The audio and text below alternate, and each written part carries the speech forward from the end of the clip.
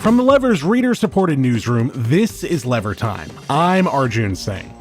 Forget the dollar. How about the next time you go shopping, use a Trump coin? Or maybe you prefer Mooncoin or Ethereum. It may sound bizarre, but that's the world the cryptocurrency industry wants you to live in. And thanks to political spending, it's about to become a reality. In 2024, the crypto industry entered the political arena and became a juggernaut. Spending hundreds of millions of dollars, the industry managed to win over both presidential candidates and topple some of their harshest critics in Congress. Now, with Trump's return to office, the industry is poised to get even bigger and even more embedded within our society. So how'd they do it? And what do they want? That's what we'll hear today on Lever Time when I sit down with the Lever's Freddie Brewster. Then, later in the show, documentarian Cullen Hoback joins us to discuss his new film and explain who the mysterious figure behind the rise of crypto has been all along.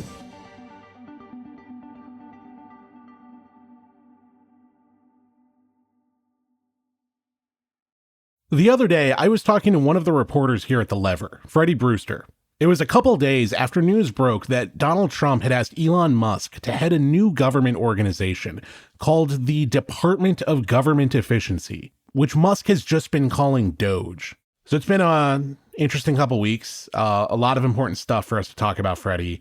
But first, I just wanted to know, have you heard of this new fictitious, as of now, government agency called Doge that Trump is allowing Elon Musk to spin up out of the ground, the Department of Government Efficiency? Also, Doge is a clear reference to the cryptocurrency that Elon Musk has been hyping. I guess what I want to know, do you know what a Dogecoin is? Yeah, Dogecoin is based off of like a meme of a dog. Like a Shiba Inu, right? Yeah, It was in the early 2020s. I forget the exact year, but it started as like a gimmick. And, it's grown quite a bit. It's not nearly on the level as like, the more popular ones like Bitcoin or Ethereum. Yeah. But it has grown in value for sure. Elon Musk didn't create this coin. In fact, its creators have admitted that the digital coin, whose mascot is a cartoon dog, was created as a joke, almost a parody of the crypto industry. Yet that didn't stop Musk from trying to hype the coin everywhere he could, whether that was on the campaign trail with Donald Trump or on Saturday Night Live a few years ago. My question is, what is Dogecoin? I'm glad you asked. It's a good question. Well, it's the future of currency. It's an unstoppable financial vehicle that's going to take over the world. I get that, but what is it, man? Oh, and right after Musk said that on SNL, the coin's price plummeted 30%. And that right there is kind of the problem a lot of people have with cryptocurrency. Crypto's not very regulated, and it's not a stable investment. In some cases, cryptocurrencies can reach epic prices and collapse when the hype fizzles out. In other cases, they're literally scams, preying on innocent customers and fleecing them for money. It's all made crypto's critics concerned that these digital currencies are increasingly becoming get-rich-quick schemes with little benefit to the consumer. And at its worst, it can lead to a dangerous speculative bubble. But as an industry, we are just getting started.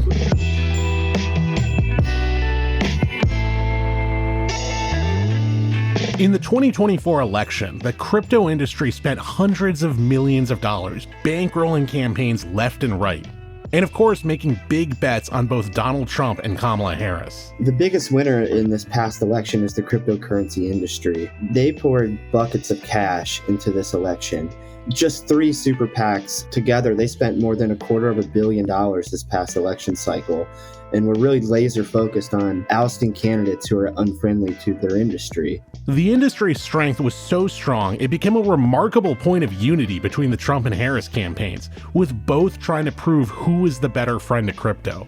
But even more, the crypto industry had another goal: purging the crypto critics from the halls of Congress. It all kind of started with Katie Porter in the Senate primary here in California. They spent $10 million running ads against her. They also ousted Jamal Bowman, a New York congressman. But perhaps their biggest prize, easily their biggest prize, is knocking off Sherrod Brown in Ohio. It's also worth noting that Donald Trump and his family hawk their own coin, and some within his administration have a lot of investment in cryptocurrency, including his vice presidential candidate, J.D. Vance. If Trump strengthens crypto, it's very likely people within his own administration are going to get very rich off of it. And for Freddie, the story of how crypto's changing our political system hits close to home. In his home state of Ohio, the crypto industry poured tens of millions of dollars into the state to help one of their own, a longtime crypto advocate named Bernie Moreno, in his Senate race. And I'm up against the most anti-crypto guy in America. It's actually not Elizabeth Warren, it's Sherrod Brown, who's the head of the Banking Committee in the United States Senate. Yeah, Sherrod Brown was the last elected statewide Democrat in Ohio. He was extremely popular in the Northeast. That's where he's from. He had huge union support for, a number of years, even as, Trump made inroads into union members in the state. But part of his popularity in Ohio is that he, railed against NAFTA. He wrote a whole book about how NAFTA gutted the Midwest, gutted Ohio industry, and just kind of was bad for the place. So it's been interesting to kind of see that flip. But part of the reason why that flip happened was because the crypto industry spent $40 million in the state trying to elect his opponent, Bernie Moreno. Bernie Moreno's, he's like a car dealership owner and like a cryptocurrency blockchain, like an entrepreneur, not like too deep of ties to the crypto industry, but definitely some like tangential ties. And the reason why this is like by far the cryptocurrency's like, biggest knockoff is because Sherrod Brown was the chair of the Senate Banking Committee, and he helped block some key legislation that moved through there, that the industry wanted to see pass. He received an F grading from this nonprofit dedicated to tracking, crypto stances for politicians. It's not just about a few bad actors that didn't do things quite the right way.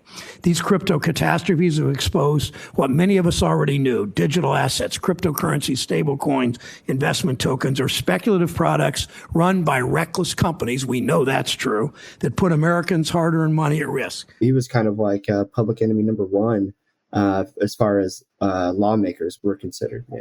And I feel like the way that the crypto industry was spending money, it wasn't like all of a sudden there was this popular fanfare over crypto and this public outcry for legalizing crypto. They sort of come in and blanket the airwaves talking about other issues, right? But it's kind of insidious the way that they actually were pushing pro-crypto candidates, because they weren't really pushing pro-crypto messaging in this election, right? Like they would target different sorts of issues that would just rile voters up. I haven't seen any ad that touted some politicians, pro-crypto stance on something. Mm-hmm. I've only seen, just funding from these ads about how a certain politician is bad for the area, doesn't stand for that area's values, or how, ads supporting their candidate that, are, this guy's great, blah, blah, blah, or this woman's great, they do X, Y, and Z. And so, there's all, like, for example, like, throughout the election, the crypto industry would routinely highlight how, like Coinbase was the number one pusher of some of this stuff, how 52 Americans own crypto and how crypto is becoming an increasingly important aspect of local economies. But that's, based off some like kind of bunk internal polling. And then also, it kind of, mm-hmm. goes against a recent Pew Research poll that found 63% of Americans say, quote, they have little to no confidence that the current ways to invest in, trade, or use cryptocurrencies are reliable and safe. So how did we get here? How did these crypto candidates get elected? Buckets of cash and deceptive ads. That's how it happened. And I feel like that made it a bipartisan thing. It's like, Democrats for a long time had actually been kind of the ally of crypto, partially because of Sam Bankman-Fried grew up in Palo Alto, California, comes from a liberal background. I think his parents they had some connections to Democratic politics. And then Harris all of a sudden says, hey, don't go to Trump. You have multiple Democrats writing to the DNC saying, hey, we got to get these guys on their sides. And I know you've done some reporting on that. What's been the Democratic Party's relationship with crypto? Yeah, so The industry really grew into like a force to be reckoned with in the 2022 primaries, largely with Sam Bankman-Fried. He spent, I think it was a little over $120 million in primary and midterm election races, largely backing Democrats. One of the largest crypto cheerleaders has been Richie Torres, congressman out of New York. But the way Sam Bankman-Fried was able to gain inroads with, Democrats or just government officials in general is that, the standard revolving door type, lobbying and affiliations with the industry. For example, he hired former CFTC regulators, which is the Commodity Futures Trading Commission, which is, the government agency that the crypto industry would really, really like to oversee crypto. FTX is his company, Sam Bankman-Fried's company, hired former CFTC employees who would reach out to their former coworkers to arrange same-day meetings with Sam, to curry favor, to try to get, some types of, different policy and rulemaking to go in their favor. It's like comically corrupt almost. Oh yeah, I think like it's as if he was broadcasting right to everybody. This is what I'm trying to do right now. Yeah, it's like they read the master plan. Go and listen. Yeah, good plug. And just use that. It's just straight up right out of the textbook on how to gain influence and access in Washington. That is hiring former regulators and giving them a ton of money. Well, and I feel like that relates to that when Sam Bankman-Fried was going to Washington, D.C., he was trying to be this poster boy saying, regulate me. And I heard a venture capitalist actually once say, anybody who says regulate me is absolutely not who you want to be writing the regulations of any kind of industry. So outside of crypto's troublesome environmental impacts, to me, this basically feels like it's a financial instrument, but one that's just not regulated like other financial instruments. Like you've seen this industry that's rife with fraud. There was a company called Celsius. One of its own employees was documented as calling it a Ponzi scheme.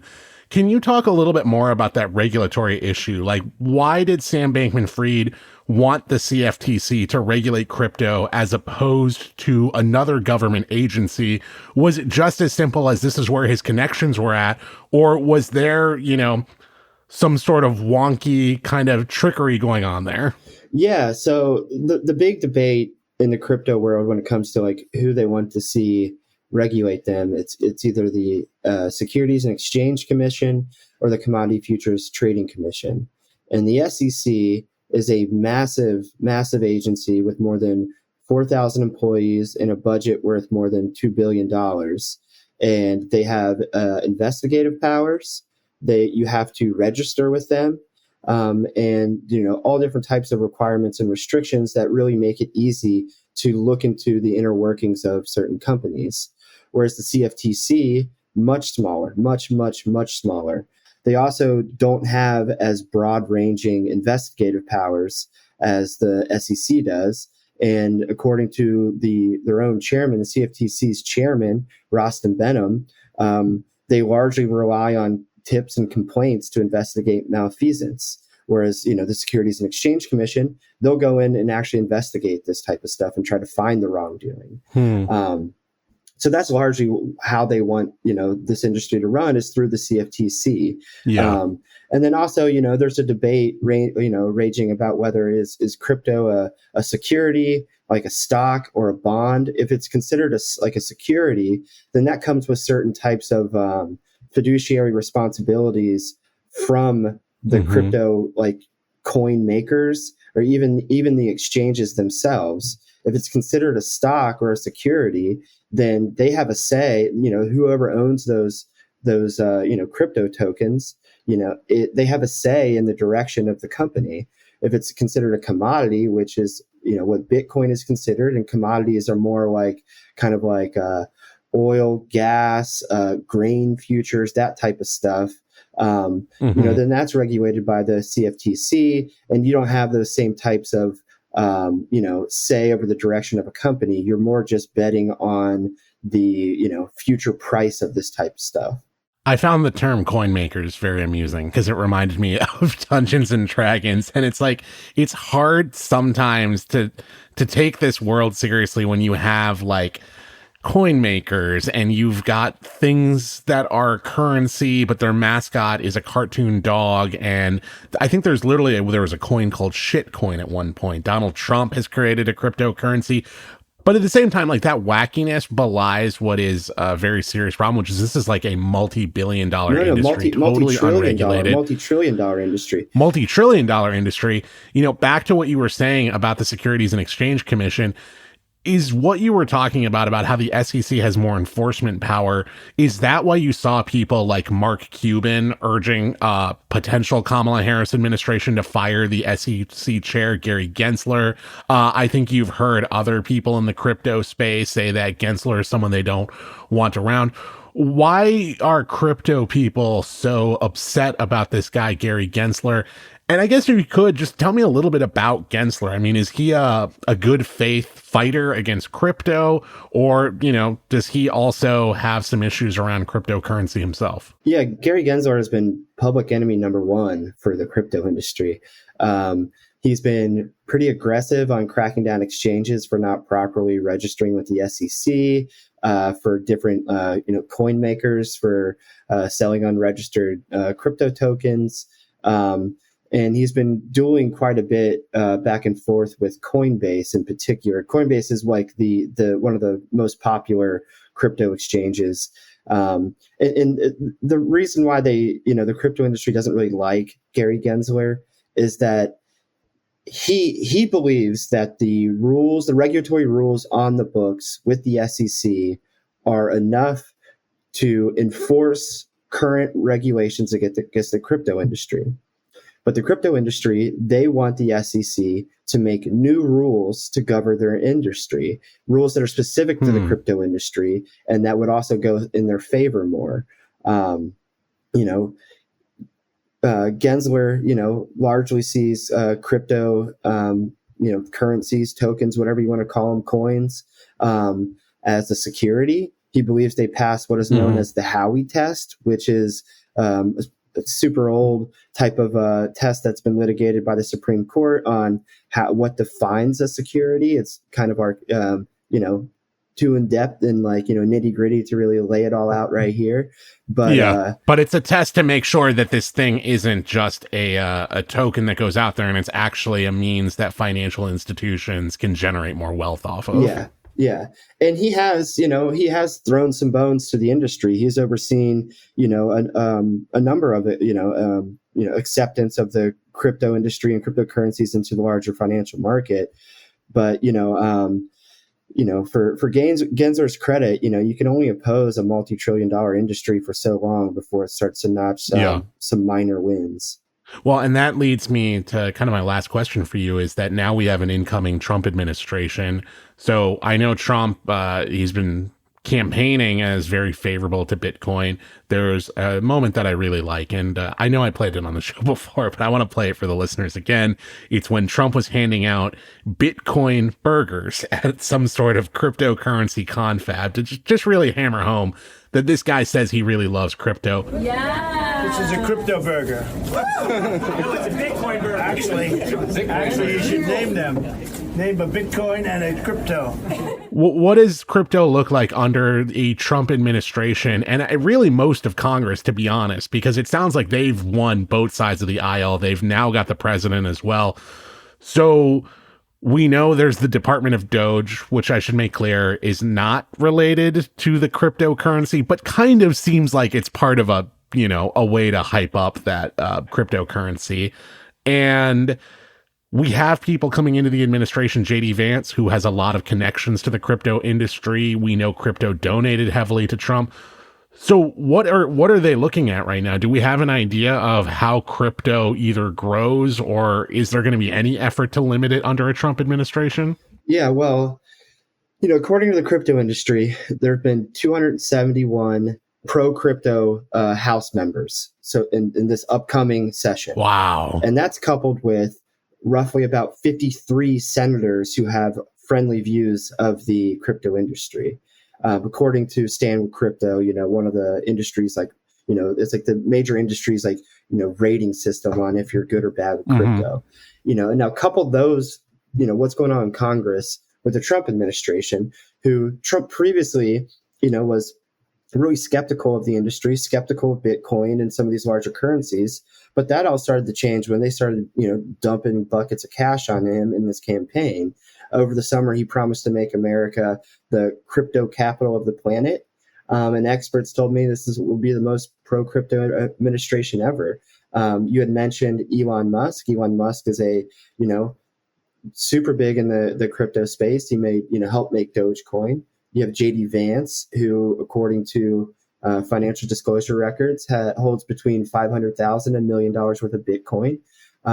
You have Howard Lutnick, who is co-chairing Trump's transition team. Lutnick is the CEO of Cantor Fitzgerald, which is a investment banking and financial services firm that counts crypto companies as some of its clients. And then you even have, Trump and the Trump family themselves, who are involved in a crypto project called World Liberty Financial. So this will be a very pro-crypto administration coming forward.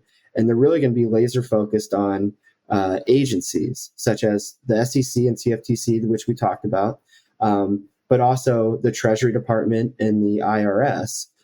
Experts told me that the industry would like to see an ease of restrictions on anti-money laundering rules and rules barring financing of human trafficking and terrorism funding. This really comes down to what's known as know your customer requirements, which makes it hard to hide identities. And for the crypto industry to really, truly know who exactly their customers are. But, a core part of crypto is, the pseudonymous identities, right? Like you have like a number that's attached to your wallet or whatever, not necessarily your name and social security number like you would if you own stocks and bonds. Yeah, and your point right there touches on something that's important. So later in the show, I'm going to talk to a documentarian about the origins of Bitcoin and the people who created Bitcoin. And one thing that we're going to discuss is the very anti-establishment libertarian ethos that was around the initial crypto community. But when you've done this reporting and you've seen who's making big gains from crypto, who's backing all of this crypto, I guess just what do you make of the idea that crypto is an anti-establishment, decentralized system that fights entrenched power? Is that what we're seeing happening with cryptocurrency, at least in America right now? I mean, they may say that, but that's a load of crock. You can't be too decentralized or anti-establishment when, Goldman Sachs holds your reserves, large banks hold crypto reserves, deal in the space, and you're pushing for the Trump administration to hold quote unquote strategic Bitcoin reserves. How anti-establishment is that? Mm-hmm. All that is just to prop up the industry to allow Bitcoin prices to, spike higher because it has the backing, the good faith backing of the United States government. Like, that type of relationship benefits one side entirely. It doesn't benefit the government to hold Bitcoin reserves. It benefits the, Bitcoin industry and Bitcoin holders to have the United States government holding Bitcoin. In talking to Freddie, I found myself taken aback at how big the crypto industry actually is. Mainly because it feels like it just showed up all of a sudden and sucked in massive amounts of money. And the reality isn't that far off. It starts with a mysterious and anonymous programmer named Satoshi Nakamoto, the creator of Bitcoin. So after the break, I'll sit down with documentarian Cullen Hoback to learn about the origins of Bitcoin and why Cullen believes he's discovered the real identity of its creator. We'll be right back.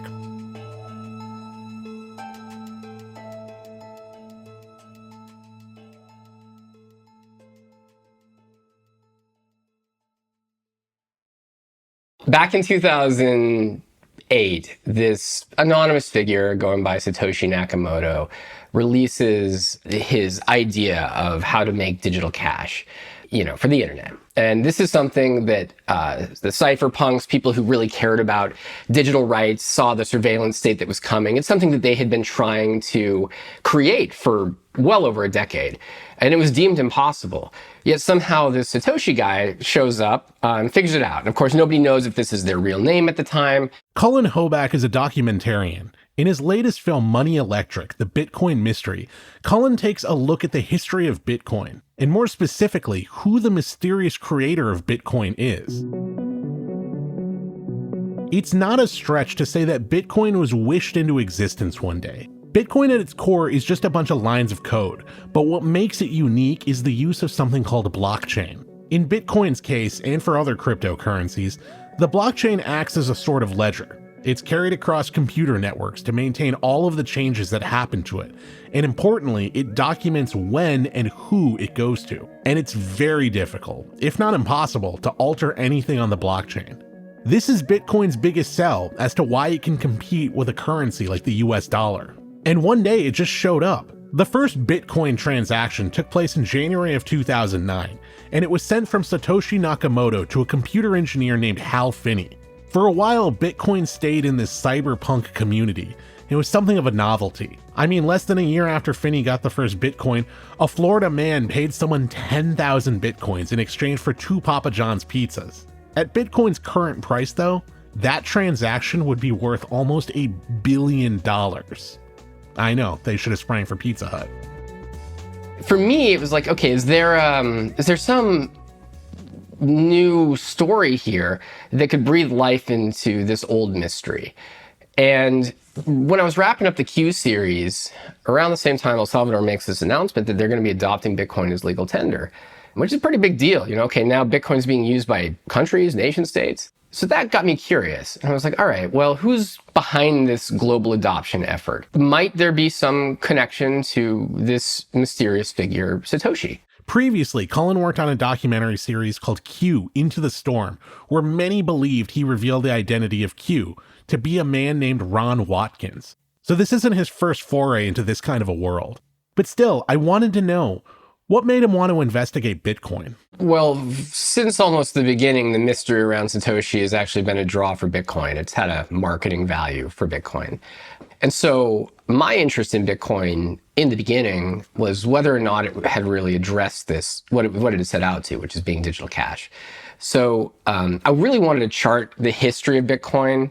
It didn't seem to me that there was a film that kind of captured the whole story of Bitcoin, kind of the crypto ecosystem, and then helps audiences kind of understand how it works. At the same time, I wanted to show this global adoption effort in real time, get in there with cameras and have kind of an action-driven story. And then connecting to all of that, of course, is the Satoshi mystery and seeing how it dovetails with those other 2 storylines. But it's tricky because it's hard to just make a film that's about Bitcoin or about the history of Bitcoin. I like making things that have an element of genre to them. And in this case, mystery is sort of the obvious genre choice, right? And I felt that if Satoshi was involved somehow in this global adoption effort, well, it wasn't like they had just mic dropped back in 2011 or whatever and disappeared, which a lot of people kind of believed. It would mean that, oh my gosh, they're actually part of something that could make themselves the richest person on earth. And that, I think, creates this sort of need to know who this individual might be, what's motivating them, who might have this much sway and power over the future. And Satoshi creates Bitcoin, it seems, almost with an ideology in mind. But is that accurate? Was there an intent that Bitcoin was supposed to be part of a bigger movement or serve a different purpose? It really sounds like this Satoshi character drops this tool, if you will, onto everybody, and the culture around it erupts around him. I think Satoshi was very ideological. Yeah. What was that ideology? I think they're best described as a soft libertarian, someone who understands that governments will exist, but resists them. You can see it in the very first Bitcoin block. Satoshi actually hides this message, which was a headline to something which had been published in the London Times that same day. I think it's like Chancellor on brink of second bailout of banks. It's pointing to the banking crisis at the time. So while I don't think that Satoshi wrote the code in anticipation of that crisis or because of the crisis kind of happens after most people believe he started work on the code, or at least Satoshi has claimed they started work on the code. It served as a kind of call and response. It said, all right, in a world where money is kind of inflated away, what if there was something with a limited supply? a kind of digital gold that can be used to transact with. And if you read through all of Satoshi's messages, emails, forum posts, you can see that there's an ideological bent there, though it's masked by a formal demeanor. There seems to be this effort to kind of come across as an academic, to seem very formal. And I think that a lot of folks have tried to look at that formality and say, okay, who else is this like? But of course, there's sort of another explanation for why they may have been writing in a kind of formal academic manner. And that would be to be taken seriously, right? So I really enjoyed the documentary because it's a brilliant look at the culture and the people around Bitcoin and the Bitcoin industry and fervor. But notably, you identify a man named Peter Todd, and you say that Peter is Satoshi Nakamoto, the creator of Bitcoin. Now, Todd has denied this. So first, tell me a little bit about this guy, Peter Todd. Who is he? And most importantly, why do you think he's the guy who created Bitcoin? Well, he's a self-taught coder. So the code is, what I believe he did was genius, right? But you don't necessarily need to be able to write like cryptographic functions or something to do that. So I think when building a case for Peter, you have to go back in time a little, see what he was doing, get into his head. We can talk about what he's like in the present, but back when he was 15 years old, in 2001, he's already communicating with Adam Back, Hal Finney, another, the guy I mentioned earlier, he received the first Bitcoin transaction. He was someone who believed in Bitcoin before almost anyone else. And here's Peter emailing at the age of 15, trying to solve this problem. He's writing about Hashcash, which is Adam's invention. He understands already that he can't get around what's considered one of the biggest hurdles, which is the double spend problem. That is, if you create a permission in the system, how do you prevent someone from spending the same coin twice? So I don't know what you were doing at 15, but I'm not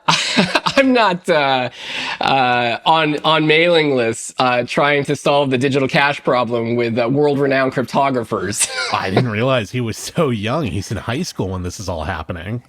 Yeah, he's in high school. And I haven't really seen anyone contest that he had the skills. I had C++ programmers, PhDs, look at his code, look at Satoshi's code, look at Adam's code, analyze all the code to see, okay, yeah, they could have done this. They had the skills, right?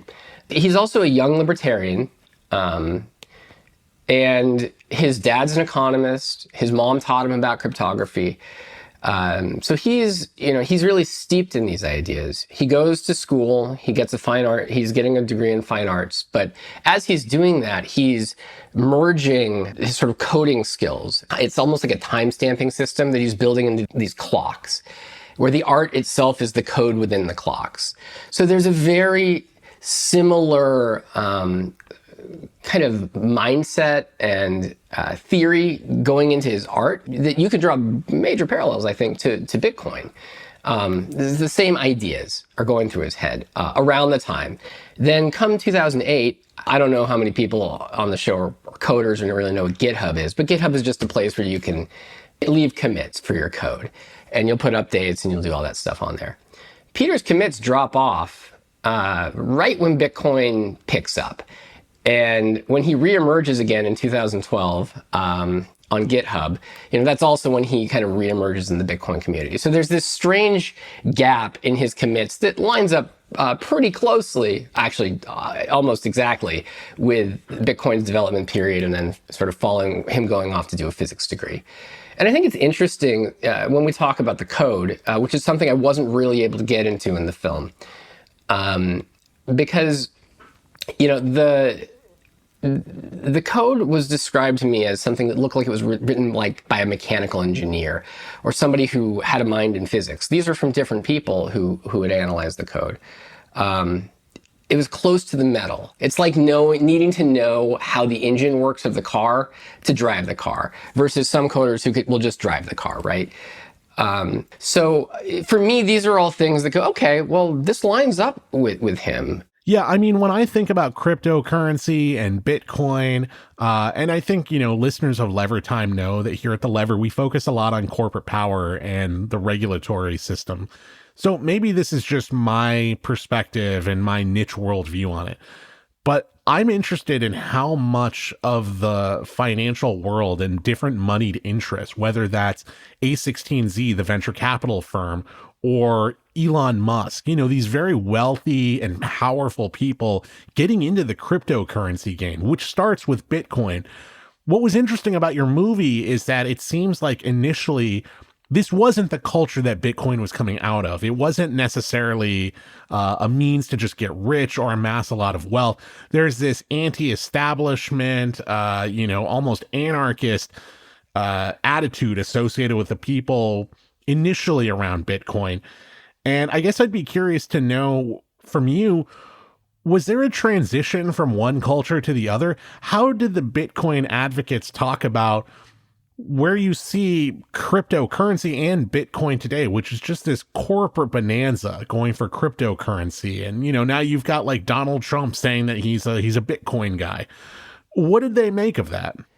It's a really good point. And it's actually what attracted me to Bitcoin is the core ethos, what it was trying to solve in the beginning. But what Bitcoin started as and what it became are two very different things.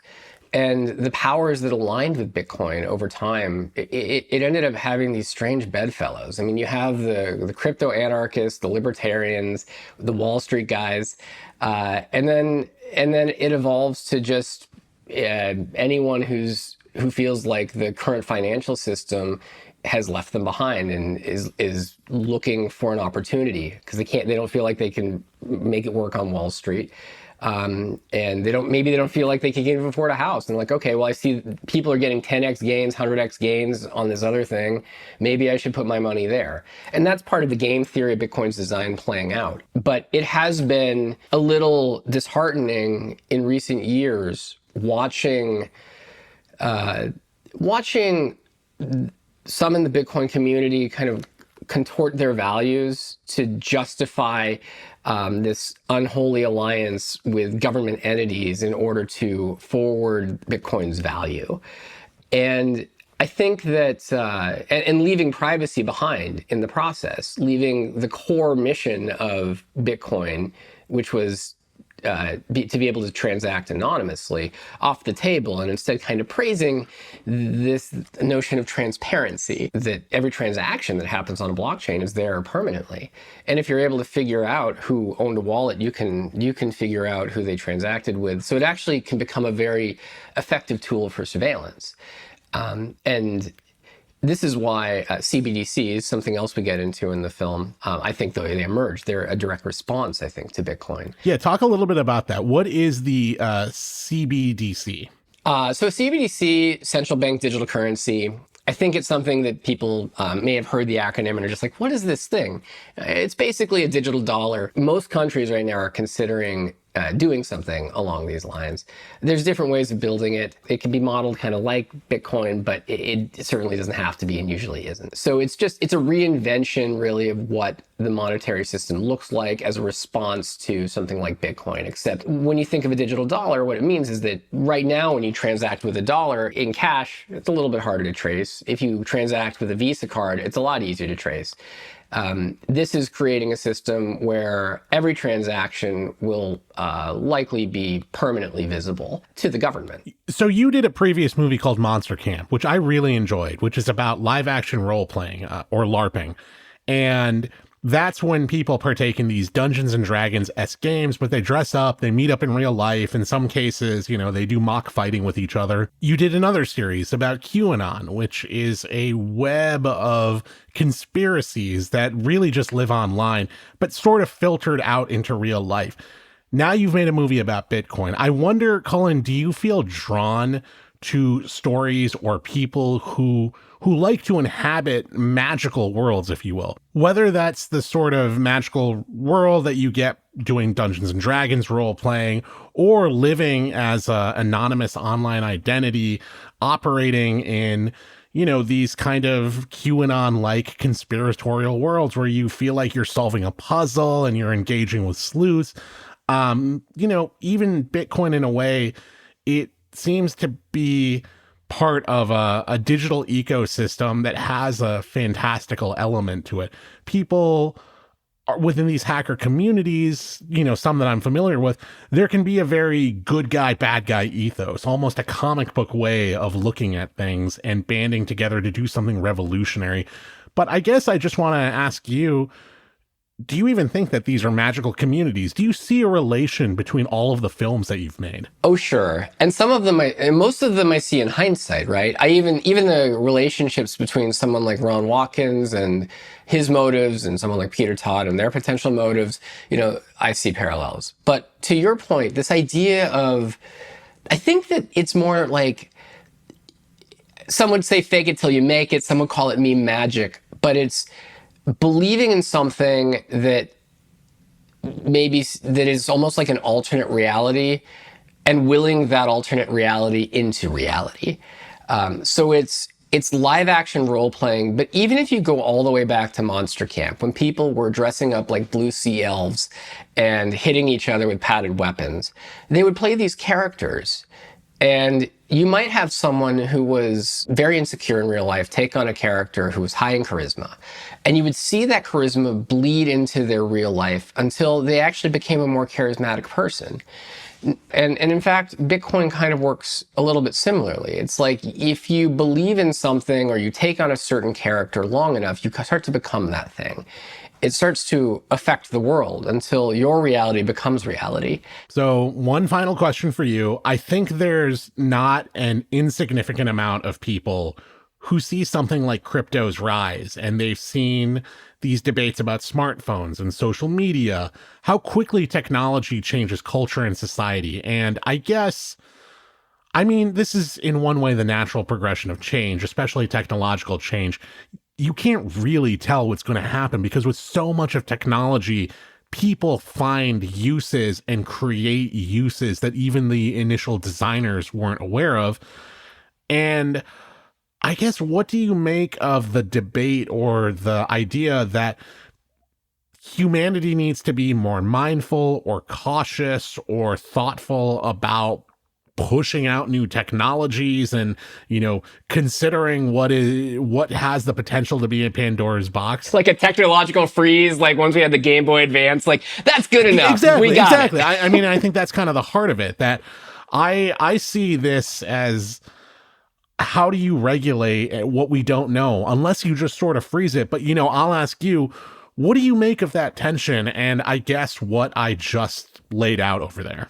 Sure. Yeah, there certainly is a tension. There's no putting anything back in the box at this point. All you can do is try to get ahead of it. And this is actually part of what I think when you look at Bitcoin's growth, if you were Satoshi and you had created this thing, wouldn't you want to get involved? Wouldn't you want to steer that technological growth? Wouldn't you still want to be behind that ship, seeing how it evolves?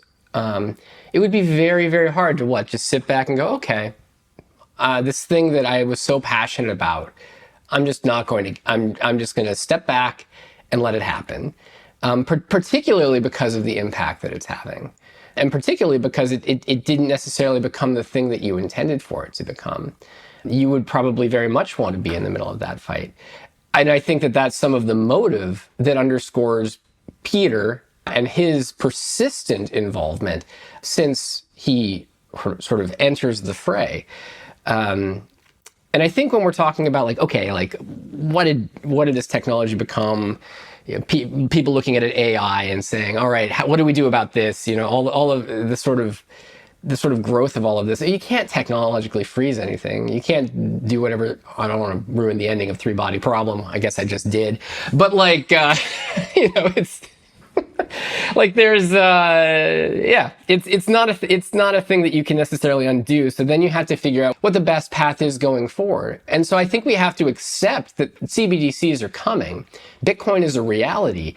And then we have to say, okay, well, what do we want that reality to look like? How do we bring rights like privacy, free speech? How do we make sure that those things are enshrined in the digital realm? And it's like all of these conversations that were happening hundreds of years ago around, okay, how do we make rights happen in reality? It's like they're all up for negotiation again. And they really shouldn't be. We should be figuring out like, okay, how do we have like a digital bill of rights? But we don't. And until we kind of accept that digital reality is reality, and that we need to take the lessons learned in reality and make sure they're applied there. People are going to sure wish we had a freeze. But I think some of that desire comes from a lack of digital rights online.